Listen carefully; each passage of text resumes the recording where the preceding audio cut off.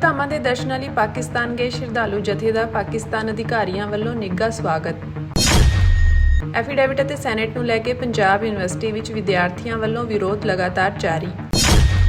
ਸ਼੍ਰੋਮਣੀ ਅਕਾਲੀ ਦਲ ਅੰਮ੍ਰਿਤਸਰ ਵੱਲੋਂ 23 ਨਵੰਬਰ ਨੂੰ ਜ਼ਫਰਨਾਮਾ ਦੀਨਾ ਕਾਂਗੜ ਵਿਖੇ 9ਵੇਂ ਪਾਤਸ਼ਾਹ ਜੀ ਦੇ ਸ਼ਹੀਦੀ ਸਮਾਗਮ ਵਿੱਚ ਹੁੰਮ-ਹੁਮਾ ਕੇ ਪਹੁੰਚਣ ਦੀ ਅਪੀਲ।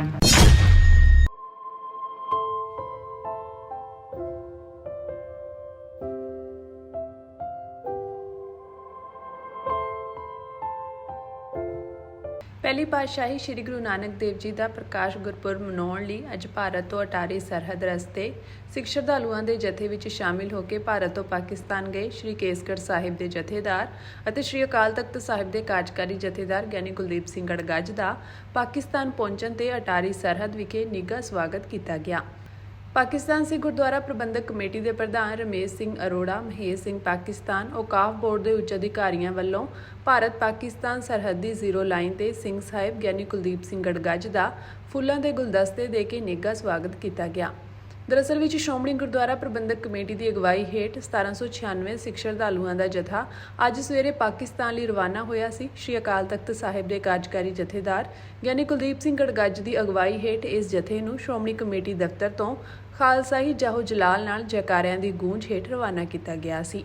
ਜਾਣਕਾਰੀ ਅਨੁਸਾਰ 50 ਤੋਂ ਵੱਧ ਸ਼ਰਧਾਲੂਆਂ ਨੂੰ ਵੀਜ਼ਾ ਹੋਣ ਦੇ ਬਾਵਜੂਦ ਅੱਜ ਸਵੇਰੇ ਅਟਾਰੀ ਸਰਹੱਦ ਤੇ ਰੋਕਿਆ ਗਿਆ। ਲੋੜੀਂਦੀ ਇਨਕੁਆਇਰੀ ਨਾ ਪੂਰੀ ਹੋਣ ਤੇ ਭਾਰਤ ਸਰਕਾਰ ਨੇ ਉਹਨਾਂ ਨੂੰ ਪਾਕਿਸਤਾਨ ਜਾਣ ਦੀ ਇਜਾਜ਼ਤ ਨਹੀਂ ਦਿੱਤੀ।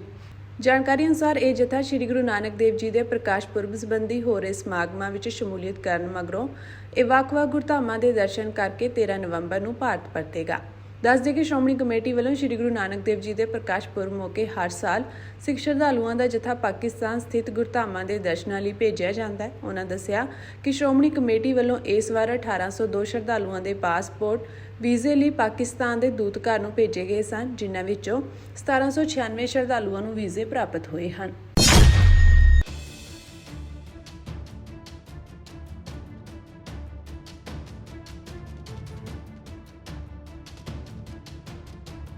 ਪੰਜਾਬ ਯੂਨੀਵਰਸਿਟੀ ਵਿੱਚ ਸੈਨੇਟ ਅਤੇ ਹਲਫਨਾਮੇ ਦੇ ਮੁੱਦੇ ਤੇ ਪੰਜਾਬ ਦੀਆਂ ਰਾਜਨੀਤਿਕ ਪਾਰਟੀਆਂ ਇਕਜੁੱਟ ਹੋ ਗਈਆਂ ਹਨ।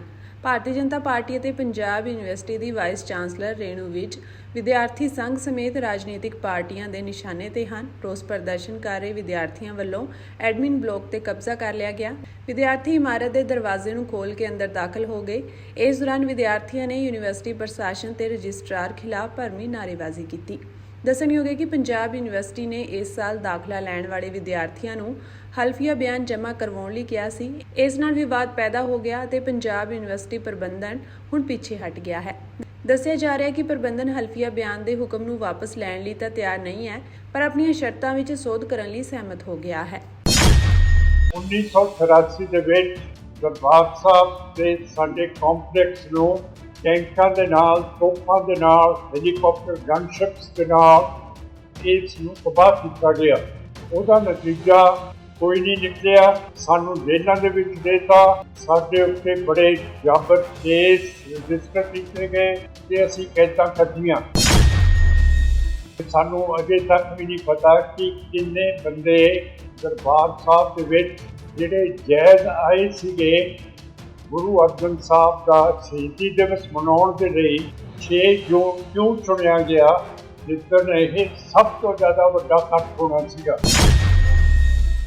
ਸ਼੍ਰੋਮਣੀ ਅਕਾਲੀ ਦਲ ਅੰਮ੍ਰਿਤਸਰ ਅਤੇ ਹੋਰ ਹਮਖਿਆਲ ਪੰਥਕ ਜਥੇਬੰਦੀਆਂ ਦੇ ਸਹਿਯੋਗ ਨਾਲ 23 ਨਵੰਬਰ ਨੂੰ ਗੁਰਦੁਆਰਾ ਜ਼ਫਰਨਾਮਾ ਦੀਨਾ ਕਾਂਗੜ ਵਿਖੇ ਸ਼੍ਰੀ ਗੁਰੂ ਤੇਗ ਬਹਾਦਰ ਸਾਹਿਬ ਜੀ, ਭਾਈ ਮਤੀ ਦਾਸ, ਭਾਈ ਸਤੀ ਦਾਸ, ਭਾਈ ਲੱਖੀ ਸ਼ਾਹ ਅਤੇ ਭਾਈ ਜੈਤਾ ਦੀਆਂ ਮਹਾਨ ਸ਼ਹਾਦਤਾਂ ਨੂੰ ਨਤਮਸਤਕ ਹੋਣ ਹਿੱਤ ਅਤੇ ਉਹਨਾਂ ਵੱਲੋਂ ਮਨੁੱਖਤਾ ਅਤੇ ਇਨਸਾਨੀਅਤ ਕਦਰਾਂ ਕੀਮਤਾਂ ਲਈ ਪਾਏ ਗਏ ਦ੍ਰਿੜਤਾਪੂਰਵਕ ਪੂਰਨਿਆਂ ਤੇ ਪਹਿਰਾ ਦਿੰਦੇ ਹੋਏ ਆਪਣੀ ਕੌਮੀ ਆਜ਼ਾਦੀ ਵੱਲ ਵਧਣ ਹਿੱਤ ਇਸ ਸ਼ਹੀਦੀ ਦਿਹਾੜੇ ਨੂੰ ਪੂਰਨ ਸ਼ਰਧਾ ਤੇ ਸਤਿਕਾਰ ਸਹਿਤ ਮਨਾਇਆ ਜਾ ਰਿਹਾ ਹੈ, ਜਿਸ ਵਿੱਚ ਉਹਨਾਂ ਵੱਲੋਂ ਮਨੁੱਖਤਾ ਨੂੰ ਦਿੱਤੀ ਗਈ ਦੂਰਅੰਦੇਸ਼ੀ ਵਾਲੀ ਅਗਵਾਈ ਅਤੇ ਜ਼ਿੰਦਗੀ ਨੂੰ ਸਹੀ ਢੰਗ ਨਾਲ ਜਿਉਣ ਦੇ ਢੰਗ ਤੇ ਸਰਬੱਤ ਦੇ ਭਲੇ ਦੇ ਮਕਸਦ ਨੂੰ ਮੁੱਖ ਰੱਖ ਕੇ ਸੈਮੀਨਾਰ, ਕੀਰਤਨ ਦਰਬਾਰ ਅਤੇ ਹੋਰ ਵਿਚਾਰਾਂ ਕਰਦੇ ਹੋਏ ਸ਼੍ਰੀ ਅਖੰਡ ਪਾਠ ਸਾਹਿਬ ਜੀ ਦੇ ਭੋਗ ਪਾ ਕੇ ਸਮੂਹਿਕ ਰੂਪ ਵਿੱਚ ਕੌਮੀ ਅਰਦਾਸ ਕੀਤੀ ਜਾਵੇਗੀ।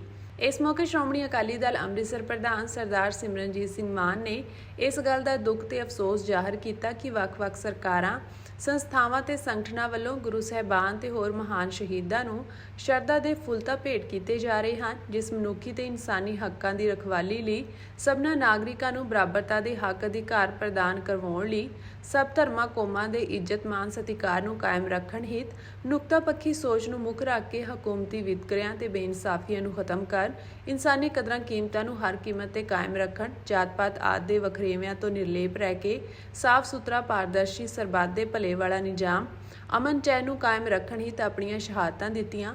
ਉਹ ਉਪਰੋਕਤ ਸਭ ਸਰਕਾਰਾਂ, ਸੰਗਠਨਾਂ ਅਤੇ ਸਮੂਹਾਂ ਵੱਲੋਂ ਕੀਤੇ ਜਾਣ ਵਾਲੇ ਸ਼ਹੀਦੀ ਸਮਾਗਮਾਂ ਤੇ ਪ੍ਰੋਗਰਾਮਾਂ ਵਿੱਚ ਕੁਝ ਵੀ ਨਜ਼ਰ ਨਹੀਂ ਆ ਰਿਹਾ, ਬਲਕਿ ਉਪਰੋਕਤ ਸੰਜੀਦਾ ਵਿਸ਼ਿਆਂ ਉੱਤੇ ਸਿੱਖ ਕੌਮ ਨੂੰ ਤਾਂ ਸਭ ਹੁਕਮਰਾਨਾਂ ਤੇ ਸੰਸਥਾਵਾਂ ਵੱਲੋਂ ਨਜ਼ਰਅੰਦਾਜ਼ ਕਰਕੇ ਸਿੱਖ ਕੌਮ ਨਾਲ ਹਰ ਖੇਤਰ ਵਿੱਚ ਜ਼ਬਰ ਜ਼ੁਲਮ, ਬੇਇਨਸਾਫੀਆਂ ਨਿਰੰਤਰ ਅੱਜ ਵੀ ਜਾਰੀ ਹਨ। 1947 ਤੋਂ ਲੈ ਕੇ ਅੱਜ ਤੱਕ ਸਿੱਖ ਕੌਮ ਨਾਲ ਸਰਕਾਰਾਂ ਤੇ ਹੁਕਮਰਾਨਾਂ ਵੱਲੋਂ ਕੀਤੇ ਗਏ ਸਭ ਵਾਅਦੇ, ਕੋਲ, ਇਕਰਾਰਾਂ ਦੀ ਇੱਕ ਵੀ ਮੱਦ ਪੂਰੀ ਨਹੀਂ ਕੀਤੀ ਗਈ, ਬਲਕਿ ਜਿਸ ਸਿੱਖ ਕੌਮ ਨੂੰ ਉੱਤਰੀ ਭਾਰਤ ਵਿੱਚ ਇੱਕ ਆਜ਼ਾਦ ਖਿੱਤਾ ਦੇਣ ਦੀ ਗੱਲ ਕਰਕੇ ਉਹਨਾਂ ਦੇ ਸਵੈਮਾਨ, ਧਾਰਮਿਕ, ਰਾਜਨੀਤਿਕ ਆਜ਼ਾਦੀ ਪ੍ਰਦਾਨ ਕਰਨ ਦੀ ਗੱਲ ਕੀਤੀ ਗਈ ਸੀ, ਉਸ ਨੂੰ ਹੁਕਮਰਾਨ ਮੰਦਭਾਵਨਾ ਅਧੀਨ ਪੂਰਨ ਰੂਪ ਵਿੱਚ ਵਿਸਾਰ ਚੁੱਕੇ ਹਨ। ਇਹੀ ਵਜ੍ਹਾ ਕਿ 1984 ਦੇ ਫੌਜੀ ਹਮਲੇ ਦੌਰਾਨ ਸ਼੍ਰੀ ਅਕਾਲ ਤਖਤ ਸਾਹਿਬ ਤੇ ਹੋਰ 36 ਗੁਰੂ ਘਰਾਂ ਉੱਤੇ ਹਮਲੇ ਕਰਕੇ ਸਾਡੀਆਂ ਇਤਿਹਾਸਕ ਇਮਾਰਤਾਂ ਨੂੰ ਹੀ ਢਹਿ ਢੇਰੀ ਨਹੀਂ ਕੀਤਾ ਗਿਆ, ਬਲਕਿ 25,000 ਦੇ ਕਰੀਬ ਨਿਰਦੋਸ਼ ਨਿਹੱਥੇ ਜੋ ਸਿੱਖ ਸ਼ਰਧਾਲੂ ਸ਼੍ਰੀ ਦਰਬਾਰ ਸਾਹਿਬ ਸ਼ਹੀਦੀ ਦਿਹਾੜੇ ਤੇ ਨਤਮਸਤਕ ਹੋਣ ਆਏ ਸਨ, ਉਹਨਾਂ ਨੂੰ ਗੋਲੀਆਂ, ਬੰਦੂਕਾਂ, ਟੈਂਕਾਂ ਨਾਲ ਬੰਬਾਰਮੈਂਟ ਕਰਕੇ ਸ਼ਹੀਦ ਕਰ ਦਿੱਤਾ ਗਿਆ।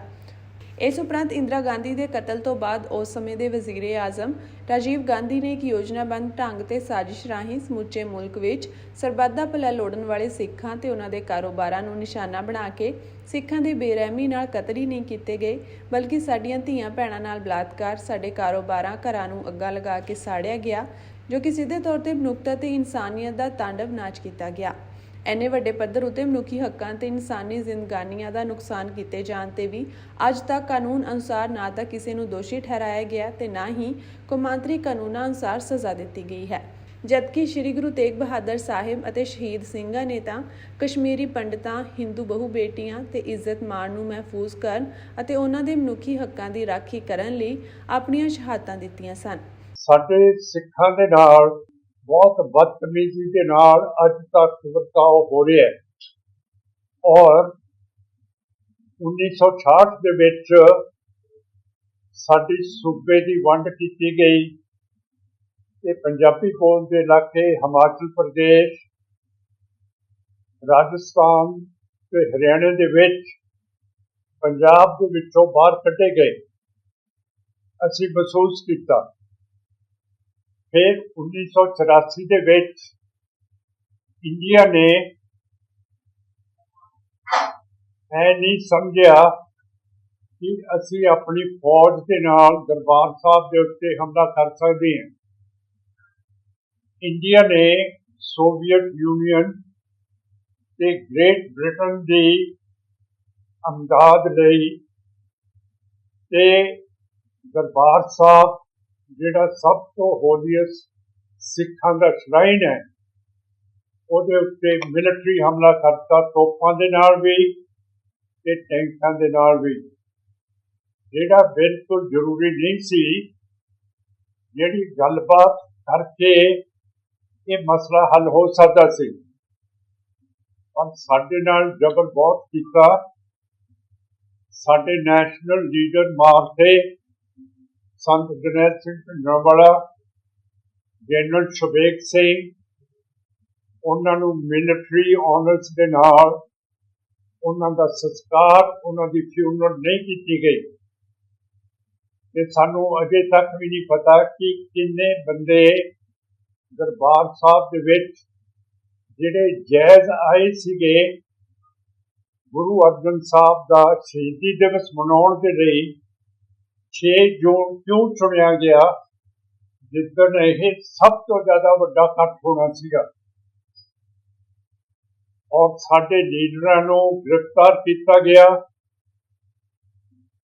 ਜਾਨੋਂ ਮਾਰਿਆ ਗਿਆ। ਫੌਜ ਨੇ ਸਾਡੀ ਸਿੱਖ ਰੈਫਰੈਂਸ ਲਾਇਬ੍ਰੇਰੀ ਲੁੱਟ ਲਈ, ਦਰਬਾਰ ਸਾਹਿਬ ਦਾ ਤੋਸ਼ਾਖਾਨਾ ਲੁੱਟ ਲਿਆ ਤੇ ਹੋਰ ਅਕਾਲ ਤਖਤ ਸਾਹਿਬ ਨੂੰ पूरी तरह शहीद कर दिता, जिहड़ा कि 1990 ਦੇ ਵਿੱਚ बबरी मस्जिद ਨੂੰ ਕੀਤਾ ਗਿਆ ਸੀ। ਇਹ 1984 ਦੇ ਵਿੱਚ ਦਰਬਾਰ ਸਾਹਿਬ ਤੇ ਸਾਡੇ ਕੰਪਲੈਕਸ ਨੂੰ ਟੈਂਕਾਂ ਦੇ ਨਾਲ, ਤੋਪਾਂ ਦੇ ਨਾਲ, ਹੈਲੀਕਾਪਟਰ ਗਨਸ਼ਿਪਸ ਦੇ ਨਾਲ ਇਸ ਨੂੰ ਤਬਾਹ ਕੀਤਾ ਗਿਆ। ਉਹਦਾ ਨਤੀਜਾ ਕੋਈ ਨਹੀਂ ਨਿਕਲਿਆ। ਸਾਨੂੰ ਜੇਲ੍ਹਾਂ ਦੇ ਵਿੱਚ ਦੇਤਾ, ਸਾਡੇ ਉੱਤੇ ਬੜੇ ਜਾਬਰ ਕੇਸ ਰਜਿਸਟਰ ਕੀਤੇ ਗਏ ਤੇ ਅਸੀਂ ਕੈਦਾਂ ਕੱਟੀਆਂ। ਉਸ ਤੋਂ ਬਾਅਦ ਬਲੈਕ ਥੰਡਰ ਦਰਬਾਰ ਸਾਹਿਬ ਦੇ ਉੱਤੇ ਇੰਡੀਆ ਦੀ ਹਕੂਮਤ ਨੇ ਕੀਤਾ, ਜਿਹਦੇ ਵਿੱਚ ਫਿਰ ਬਹੁਤ ਜ਼ੁਲਮ ਸਿੱਖਾਂ ਦੇ ਨਾਲ ਕੀਤਾ ਗਿਆ। ਗੁਰੂ ਨਾਨਕ ਪਾਤਸ਼ਾਹ ਜੀ ਦਾ ਪ੍ਰਕਾਸ਼ ਰਾਏ ਭੋਏ ਦੀ ਤਲਵੰਡੀ ਸ੍ਰੀ ਨਨਕਾਣਾ ਸਾਹਿਬ ਹੋਇਆ। ਇਸ ਕਰਕੇ ਹਰ ਸਿੱਖ ਦੀ ਤਾਂਘ ਆ ਕਿ ਉਹ ਨਨਕਾਣਾ ਸਾਹਿਬ ਜਾਵੇ ਤੇ ਗੁਰੂ ਨਾਨਕ ਸਾਹਿਬ ਦੀ ਜਿਹੜੀ ਇਹ ਮੁਬਾਰਕ ਧਰਤੀ ਆ ਉਹਨੂੰ ਸਿਜਦਾ ਕਰੇ। ਔਰ ਉੱਥੇ ਸਾਡੇ ਗੁਰਦੁਆਰਾ ਪੰਜਾ ਸਾਹਿਬ, ਚੂਨਾ ਮੰਡੀ ਲਾਹੌਰ, ਗੁਰਦੁਆਰਾ ਦੇਰਾ ਸਾਹਿਬ ਤੇ ਸੈਂਕੜੇ ਗੁਰਦੁਆਰੇ ਗੁਰਧਾਮ ਆ। ਮੈਂ ਸਮਝਦਾ ਵੀ ਜਿਹੜੀ ਵੀ ਸੰਗਤ ਅੱਜ ਗੁਰਦੁਆਰਾ ਸ਼੍ਰੀ ਨਨਕਾਣਾ ਸਾਹਿਬ ਚੱਲੀ ਆ, ਇਹ ਬੜੀ ਭਾਗਾਂ ਵਾਲੀ ਸੰਗਤ ਆ। ਇਹਨਾਂ ਨੂੰ ਉਹਨਾਂ ਅਸਥਾਨਾਂ ਦੇ ਦਰਸ਼ਨ ਹੋਣੇ ਆ ਜਿੱਥੇ ਗੁਰੂ ਨਾਨਕ ਸਾਹਿਬ ਨੇ ਬਚਪਨ ਬਤੀਤ ਕੀਤਾ ਔਰ ਜਿੱਥੇ ਸਾਡਾ ਬਹੁਤ ਸਾਰਾ ਜਿਹੜਾ ਇਤਿਹਾਸ ਆ ਪਿਆ। ਸ਼੍ਰੀ ਗੁਰੂ ਨਾਨਕ ਦੇਵ ਜੀ ਦੇ ਪ੍ਰਕਾਸ਼ ਗੁਰਪੁਰਬ ਮੌਕੇ ਸ਼੍ਰੋਮਣੀ ਗੁਰਦੁਆਰਾ ਪ੍ਰਬੰਧਕ ਕਮੇਟੀ ਦੀ ਅਗਵਾਈ ਹੇਠ 1796 ਸਿੱਖ ਸ਼ਰਧਾਲੂਆਂ ਦਾ ਜਥਾ ਪਾਕਿਸਤਾਨ ਲਈ ਰਵਾਨਾ ਹੋਇਆ। ਸ਼੍ਰੀ ਅਕਾਲ ਤਖਤ ਸਾਹਿਬ ਦੇ ਕਾਰਜਕਾਰੀ ਜਥੇਦਾਰ ਗਿਆਨੀ ਕੁਲਦੀਪ ਸਿੰਘ ਗੜਗੱਜ ਦੀ ਅਗਵਾਈ ਹੇਠ ਇਸ ਜਥੇ ਨੂੰ ਸ਼੍ਰੋਮਣੀ ਕਮੇਟੀ ਦਫ਼ਤਰ ਤੋਂ ਖਾਲਸਾਈ ਜਾਹੋ ਜਲਾਲ ਨਾਲ ਜੈਕਾਰਿਆਂ ਦੀ ਗੂੰਜ ਹੇਠ ਰਵਾਨਾ ਕੀਤਾ ਗਿਆ।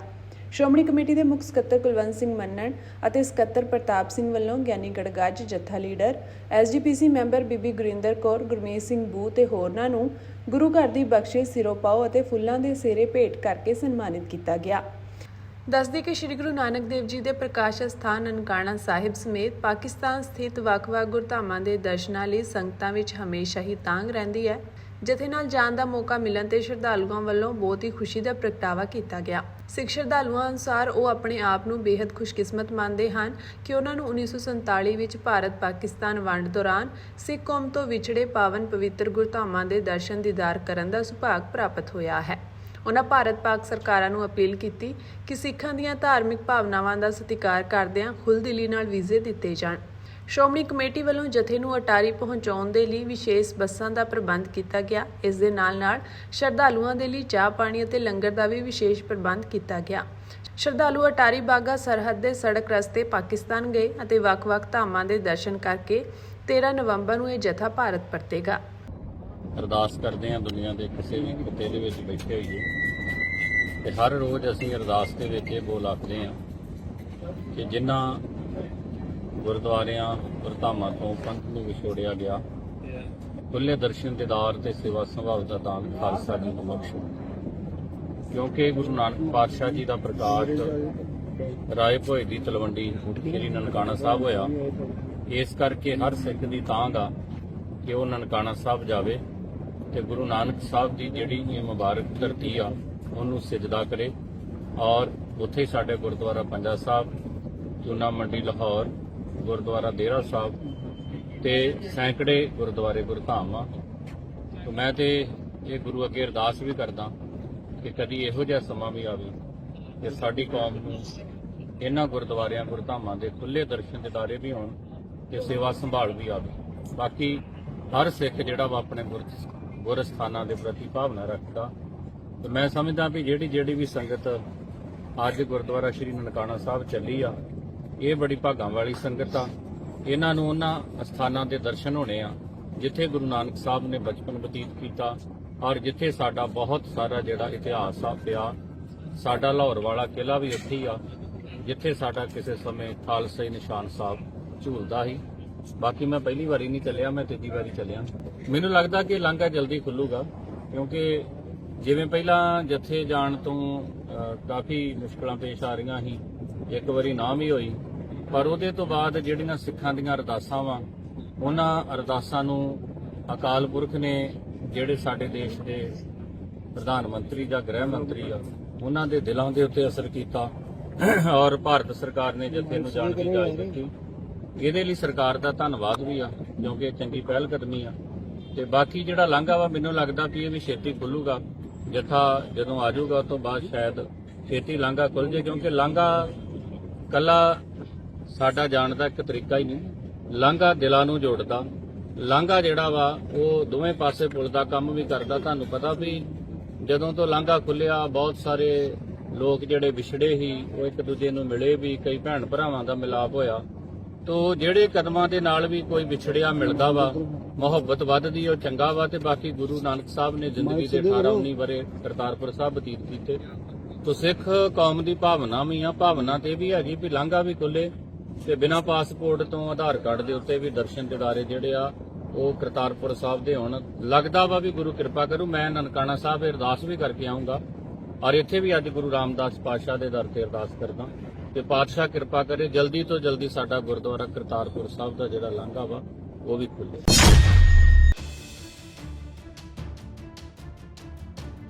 ਧੋਖੇ ਨਾਲ ਰੂਸੀ ਫੌਜ ਵਿੱਚ ਭਰਤੀ ਕੀਤੇ ਗਏ ਅਤੇ ਯੂਕਰੇਨ ਵਿੱਚ ਭੇਜੇ ਗਏ ਨੌਜਵਾਨਾਂ ਦੇ ਪਰਿਵਾਰਾਂ ਨੇ ਦਿੱਲੀ ਦੇ ਜੰਤਰ ਮੰਤਰ ਤੇ ਵਿਰੋਧ ਪ੍ਰਦਰਸ਼ਨ ਕੀਤਾ। ਪਰਿਵਾਰਾਂ ਨੇ ਵਿਦੇਸ਼ਾਂ ਵਿੱਚ ਫਸੇ ਨੌਜਵਾਨਾਂ ਦੀ ਸੁਰੱਖਿਅਤ ਅਤੇ ਜਲਦੀ ਵਾਪਸੀ ਦੀ ਮੰਗ ਕੀਤੀ। ਪਰਿਵਾਰਾਂ ਅਨੁਸਾਰ ਦੇਸ਼ ਭਰ ਵਿੱਚ ਕੁੱਲ 55 ਨੌਜਵਾਨ ਅਤੇ ਹਰਿਆਣਾ ਵਿੱਚ 6 ਨੌਜਵਾਨ ਰੂਸ ਯੂਕਰੇਨ ਯੁੱਧ ਵਿੱਚ ਫਸੇ ਹੋਏ ਹਨ। ਹਰਿਆਣਾ ਵਿੱਚ ਫਤਿਹਬਾਦ ਦੇ 2 ਨੌਜਵਾਨ ਅਤੇ ਕੈਥਲ, ਹਿਸਾਰ, ਰੋਹਤਕ ਅਤੇ ਜੀਂਦ ਦੇ ਇੱਕ ਨੌਜਵਾਨ ਸ਼ਾਮਿਲ ਹਨ। ਇਨ੍ਹਾਂ ਵਿੱਚੋਂ ਹਿਸਾਰ ਜ਼ਿਲ੍ਹੇ ਦੇ ਮਦਨਹੇਰੀ ਪਿੰਡ ਦੇ ਅਮਨ ਦਾ ਮਾਮਲਾ ਸਭ ਤੋਂ ਵੱਧ ਚਰਚਾ ਵਿੱਚ ਹੈ ਕਿਉਂਕਿ ਉਸੇ ਪਿੰਡ ਦੇ ਰਹਿਣ ਵਾਲੇ ਸੋਨੂ ਦੀ ਮੌਤ ਹੋ ਗਈ ਹੈ। ਪਰਿਵਾਰ ਦਾ ਕਹਿਣਾ ਹੈ ਕਿ ਉਹਨਾਂ ਦਾ ਪੁੱਤਰ 2024 ਵਿੱਚ ਸਟੱਡੀ ਵੀਜ਼ਾ ਤੇ ਰੂਸ ਗਿਆ ਸੀ, ਪਰ ਉੱਥੋਂ ਦੇ ਏਜੰਟਾਂ ਨੇ ਧੋਖੇ ਨਾਲ ਉਸ ਨੂੰ ਰੂਸੀ ਫੌਜ ਵਿੱਚ ਭਰਤੀ ਕੀਤਾ ਅਤੇ ਉਸ ਨੂੰ ਯੂਕਰੇਨ ਦੇ ਯੁੱਧ ਖੇਤਰ ਵਿੱਚ ਭੇਜ ਦਿੱਤਾ। ਪਰਿਵਾਰ ਦਾ ਕਹਿਣਾ ਹੈ ਕਿ ਉਹਨਾਂ ਨੇ ਆਪਣੇ ਬੱਚਿਆਂ ਨੂੰ ਸਿੱਖਿਆ ਤੇ ਬਿਹਤਰ ਭਵਿੱਖ ਲਈ ਵਿਦੇਸ਼ ਭੇਜਿਆ ਸੀ, ਪਰ ਏਜੰਟਾਂ ਨੇ ਉਹਨਾਂ ਨੂੰ ਜੰਗ ਦਾ ਜ਼ੋਖਮ ਲੈਣ ਲਈ ਧੋਖਾ ਦਿੱਤਾ। ਉਹ ਹੁਣ ਮੰਗ ਕਰਦੇ ਹਨ ਕਿ ਸਰਕਾਰ ਉਹਨਾਂ ਦੇ ਪੁੱਤਰਾਂ ਨੂੰ ਸੁਰੱਖਿਅਤ ਭਾਰਤ ਵਾਪਸ ਲਿਆਵੇ। ਪਰਿਵਾਰ ਦਾ ਕਹਿਣਾ ਹੈ ਕਿ ਉਹਨਾਂ ਨੇ ਸਰਕਾਰੀ ਕਾਰਵਾਈ ਲਈ ਅਗਲੇ 10 ਦਿਨਾਂ ਤੱਕ ਉਡੀਕ ਕਰਨ ਦਾ ਫੈਸਲਾ ਕੀਤਾ ਹੈ। ਜੇਕਰ ਇਸ ਦੌਰਾਨ ਕੋਈ ਠੋਸ ਕਾਰਵਾਈ ਨਹੀਂ ਕੀਤੀ ਗਈ ਤਾਂ ਉਹ ਅੰਦੋਲਨ ਨੂੰ ਤੇਜ਼ ਕਰਨਗੇ।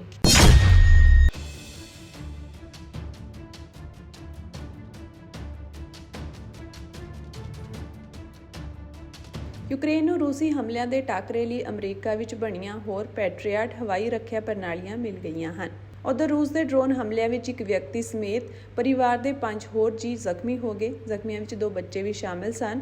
ਰੂਸ ਨੇ ਬੀਤੀ ਰਾਤ ਵੱਖ-ਵੱਖ ਕਿਸਮਾਂ ਦੀਆਂ 12 ਮਿਜ਼ਾਈਲਾਂ ਅਤੇ 138 ਡਰੋਨ ਦਾਗੇ ਸਨ। ਰਾਸ਼ਟਰਪਤੀ ਵਲਦੀਮੀਰ ਜ਼ੈਲੈਂਸਕੀ ਨੇ ਪੈਟਰੀਅਟ ਹਵਾਈ ਰੱਖਿਆ ਪ੍ਰਣਾਲੀਆਂ ਮਿਲਣ ਦੀ ਜਾਣਕਾਰੀ ਦਿੱਤੀ। ਉਹਨਾਂ ਪੱਛਮੀ ਭਾਈਵਾਲਾਂ ਨੂੰ ਹਵਾਈ ਰੱਖਿਆ ਪ੍ਰਣਾਲੀਆਂ ਦੇਣ ਦੀ ਅਪੀਲ ਕੀਤੀ ਸੀ। ਜ਼ੈਲੈਂਸਕੀ ਨੇ ਐਤਵਾਰ ਦੇਰ ਰਾਤ ਸੋਸ਼ਲ ਮੀਡੀਆ ਤੇ ਕਿਹਾ ਕਿ ਯੂਕਰੇਨ ਵਿੱਚ ਹੋਰ ਪੈਟਰੀਅਟ ਪਹੁੰਚ ਗਈਆਂ ਹਨ ਅਤੇ ਉਹਨਾਂ ਨੂੰ ਤਾਇਨਾਤ ਕੀਤਾ ਜਾ ਰਿਹਾ ਹੈ। ਅਹਿਮ ਬੁਨਿਆਦੀ ਢਾਂਚੇ ਵਾਲੀਆਂ ਥਾਵਾਂ ਅਤੇ ਸ਼ਹਿਰਾਂ ਦੀ ਰੱਖਿਆ ਲਈ ਪ੍ਰਣਾਲੀਆਂ ਦੀ ਲੋੜ ਹੈ।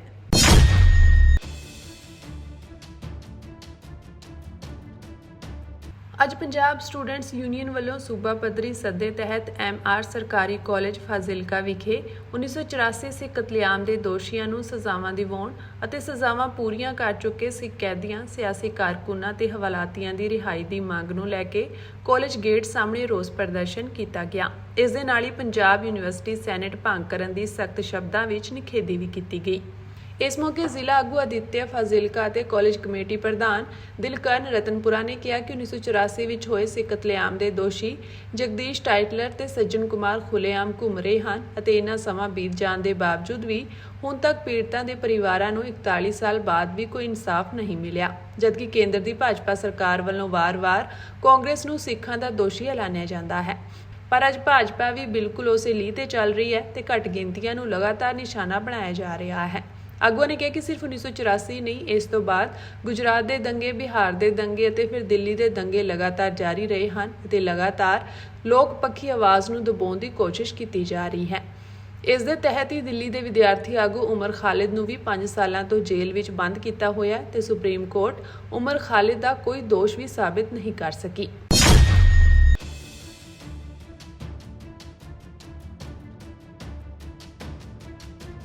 ਅਮਰੀਕੀ ਅਧਿਕਾਰੀਆਂ ਨੇ ਕਿਹਾ ਕਿ ਪਿਛਲੇ ਮਹੀਨੇ ਕੈਲੀਫੋਰਨੀਆ ਵਿੱਚ ਆਪਣੇ ਟਰੱਕ ਨਾਲ ਟੱਕਰ ਮਾਰ ਕੇ 3 ਲੋਕਾਂ ਦੀ ਜਾਨ ਲੈਣ ਵਾਲਾ ਪੰਜਾਬੀ ਟਰੱਕ ਡਰਾਈਵਰ ਉਦੋਂ ਨਸ਼ੇ ਦੀ ਹਾਲਤ ਵਿੱਚ ਨਹੀਂ ਸੀ, ਪਰ ਇਹ ਵੱਡੀ ਅਣਗਹਿਲੀ ਕਾਰਨ ਹੋਈ ਹੱਤਿਆ ਦਾ ਮਾਮਲਾ ਬਣਿਆ ਹੋਇਆ ਹੈ। ਦੱਸਦੀ ਕਿ ਇਸ ਘਟਨਾ ਤੋਂ ਬਾਅਦ ਭਾਰਤੀ ਮੀਡੀਆ ਵੱਲੋਂ ਲਗਾਤਾਰ ਇਹ ਦਾਅਵਾ ਕੀਤਾ ਜਾ ਰਿਹਾ ਸੀ ਕਿ ਹਾਦਸੇ ਮੌਕੇ ਟਰੱਕ ਦਾ ਡਰਾਈਵਰ ਨਸ਼ੇ ਵਿੱਚ ਧੁੱਤ ਸੀ। ਯੂਬਾ ਸਿਟੀ ਨਿਵਾਸੀ ਜਸ਼ਨਪ੍ਰੀਤ ਸਿੰਘ ਨੂੰ 21 ਅਕਤੂਬਰ ਨੂੰ ਗ੍ਰਿਫਤਾਰ ਕੀਤਾ ਗਿਆ ਸੀ। ਉਸ ਉੱਤੇ ਵੱਡੀ ਲਾਪਰਵਾਹੀ ਨਾਲ ਗੱਡੀ ਚਲਾਉਣ ਅਤੇ DUI ਕਾਰਨ ਕਈ ਵਾਹਨਾਂ ਦੀ ਟੱਕਰ ਵਿੱਚ ਸੱਟ ਮਾਰਨ ਦਾ ਦੋਸ਼ ਲਗਾਇਆ ਗਿਆ ਸੀ। ਓਨਟਾਰੀਓ, ਕੈਲੀਫੋਰਨੀਆ ਵਿੱਚ ਹੋਏ ਹਾਦਸੇ ਵਿੱਚ 3 ਵਿਅਕਤੀਆਂ ਦੀ ਮੌਤ ਤੇ ਕਈ ਹੋਰ ਜ਼ਖਮੀ ਹੋ ਗਏ ਸਨ। ਪਿਛਲੇ ਹਫ਼ਤੇ ਸੋਧਕੇ ਦਾਇਰ ਕੀਤੀ ਗਈ ਸ਼ਿਕਾਇਤ ਵਿੱਚ ਕਿਹਾ ਗਿਆ ਹੈ ਕਿ ਟੈਕਸੀਕੋਲੋਜੀ ਰਿਪੋਰਟਾਂ ਤੋਂ ਪਤਾ ਲੱਗਿਆ ਹੈ ਕਿ ਟੈਸਟ ਕੀਤੇ ਜਾਣ ਸਮੇਂ ਸਿੰਘ ਦੇ ਖੂਨ ਵਿੱਚ ਕੋਈ ਵੀ ਨਸ਼ੀਲਾ ਪਦਾਰਥ ਮੌਜੂਦ ਨਹੀਂ ਸੀ।